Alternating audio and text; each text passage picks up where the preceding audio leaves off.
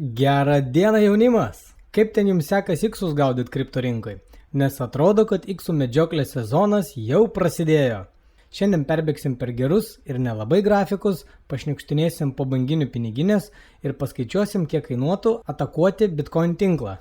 3-4 važiuojam.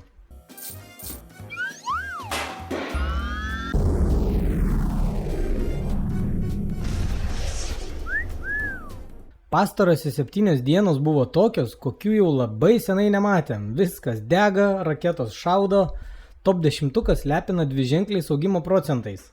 Kripto karalius pagaliau grįžo į $40 000 zoną. O atrodo, tiek ilgai buvom pastrigę ties 20 000. 7 dienų eilutėje BTC su Ethereumu rodo plus 13%, Solana plus 21%. Šiandien ir Adulė pajudėjo iš boksų ir bam! Plus 37%. Fantastiški skaičiai. Tik dar neskubėkit mesti savo darbų, kaip vienas mūsų Telegram grupiokas. Pradedam nuo naujienos, kad Bloomberg ETF analitikas, turintis lietuviškų šaknų Erikas Balčiūnas, sako, kad jie vis dar laikosi savo 90% tikimybės, kad Bitcoin ETF'as bus patvirtintas iki sausio 10 dienos. Na, procentai tikrai dideli, o laukti liko tik geras mėnuo. Įdomu, koks tas kainos judesys bus, jei bus patvirtintas ilgai lauktas ETF'as. Beje, Grayscale ETF deadline'as yra sausio 1 diena ir pamenam, kad jie laimėjo teismą prieš SEC, kad be jokio pagrindo buvo atmesta jų paraiška. Sekantis keli mėnesiai nusimato nepaprastai smagus. Toliau keli grafikai iš Twitterio. Billy Wu sako, kad tokio didelio Bitcoin apsisukimo ir nutekėjimo iš biržų jis nematė nuo pernai metų galo, kai buvo pasiektas kainos dugnas. Ir tikrai matome didelį pasikeitimą, BTC traukiami iš keityklų, kas yra labai gerai, nes daug kas ten hodlina savo kriptovaliutas. Vis dar sklindo gandai, kad 51% ataka pakenktų Bitcoinui. Kažkur apie tai domėjausi ir senai išaiškino, kad čia yra tik mitas, kaip ir 1 milijonas BTC Satošio piniginiai. Kažkas nepatingėjo ir įsijungęs kalkuliatorių paskaičiavo, kiek tokia ataka kainuotų šiai dienai. Kadangi hash rate yra rekordinėse aukštumose, tai ta 51% ataka kainuotų $22 milijonus per sekundę, 80 milijardų per valandą ir 1,9 trilijono dolerių per dieną.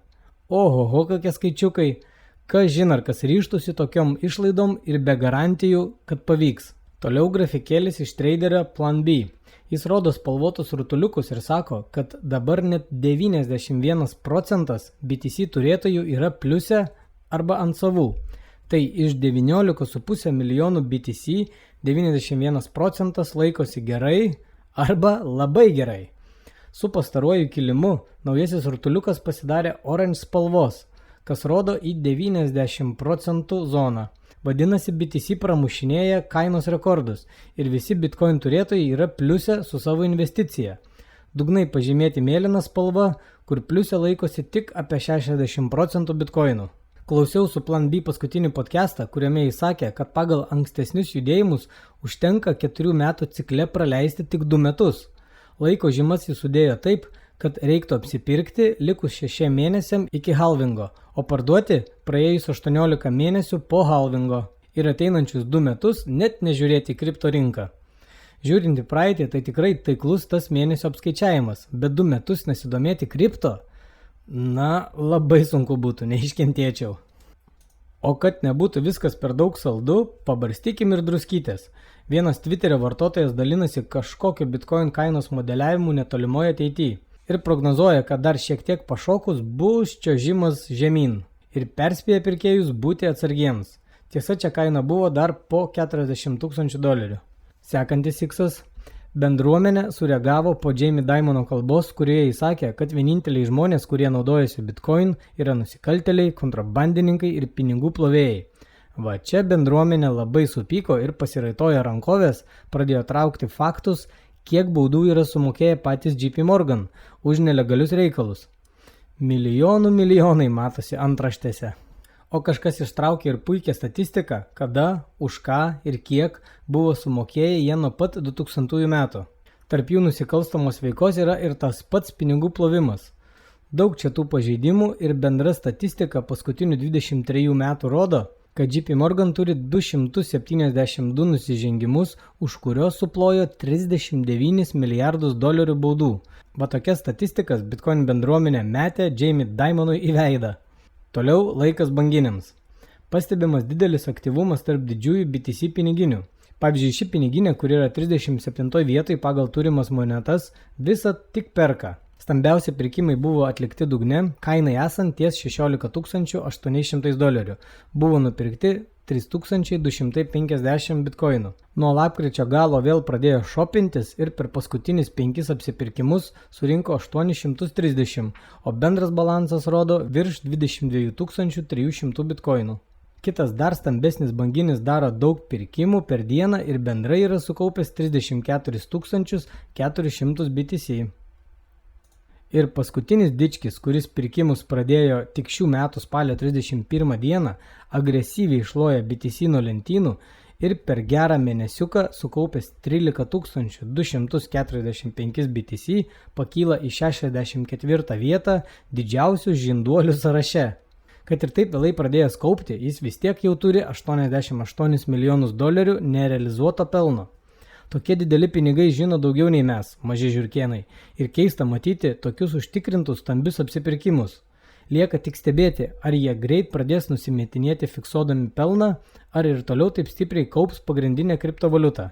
Toliau straipsnis, kad Gen3 CEO Samsonas Movas susitikinėja su Pietų Amerikos prezidentais, šviesdamas jos apie bitkoiną. Pastaruoju metu Samsonas vis dažniau matomas kripto naujienose ne tik dėl savo 7-ženklių prognozių bitkoinui. Turbūt nedaug kas domėtės, kas tas Gen3. Pasistengsiu apšviesti. Gen3 yra skaitmeninės infrastruktūros bendrovė, kurios misija yra spartinti hiperbitkoinizaciją, teikiant priemonės, kad asmenys, autonominiai regionai ir suverenės valstybės galėtų pasinaudoti laisva ir atvira finansų sistema pagrįsta bitkoinais. Samsonas per susitikimą su Kolumbijos prezidentu persiuntė jam 100 000 satošių, pademonstruodamas, kaip viskas paprasta. Tikiuosi, kad po sekančio bull marketo Salvadoras nebebus vienintelė šalis tame regione su naujoviška, legalia atsiskaitimo priemonė šalyje. Užsukam į Redditą. Jungtinėse valstijose stiprėja tendencija atsimti lėšas iš pensijų santaupų ir perkelti jas į BTC. Posto autorius rašo, kad problema yra didelios baudos už sutarties nutraukimą. Iš $470 000 bauda gali siekti iki $200 000, taigi galite gauti maždaug pusę sumos. Tačiau kriptomanai pagrįstai mano, kad apsimoka rizikuoti, nes visą baudą galima atmušti padvigubėjus BTC kainai. Net jei tas 1x įvyktų ir per 7 metus, tai prilygtų tam pačiam pensijų programos rezultatui. Tai gaunasi potencialiai jokios rizikos, o didesnių x atveju geras pelnas. Posto autorius tik prideda, kad tai nėra finansinis patarimas. O aš pridėčiau, kad postas buvo parašytas kainai esant ties $37 000. Įdomios mintis kyla pas jaunimą. Šiek tiek senesnis straipsnis praneša, kad Ispanijos piliečiai iki kovo 31 dienos turi pranešti apie užsienyje esantį kriptovaliutų turtą. Užsienyje turimą turtą deklaruoti privaloma tik asmenims, turintiems kriptovaliutų balansą viršinti 50 000 eurų vertę. Didėjant pastangoms reguliuoti virtualaus turto apmokestinimą visame pasaulyje, Ispanija priėmė naujus įstatymus, pagal kuriuos gyventojai turintys kripto turto ne Ispanijos platformose privalo jį deklaruoti iki kitų metų kovo 31 dienos. Įdomu bus pamatyti statistikas, kiek savanoriškai prisideklaruos savo šaltasias piniginės. Dar vienas grafikas rodantis stačiai kylantį Bitcoin hash rate.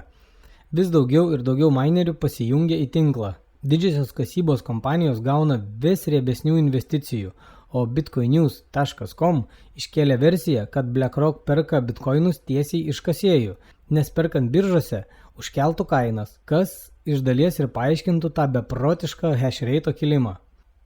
Ir paskutinis grafikėlis šiandien iš Google Trends. Nors jau ir mūsų spaudoj pasirodė straipsniai apie augančią Bitcoin kainą, bet pasaulinė paieška Google'ai rodo tik nežymų ūgtelėjimą.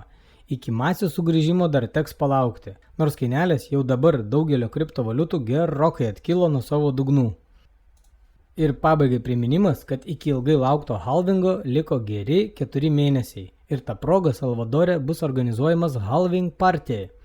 Aš po truputį jau pradėjau planuotis kelionę, tikiuosi ir kitąmet pavyks aplankyti Bitcoin šalį. Visi norintys galite prisijungti.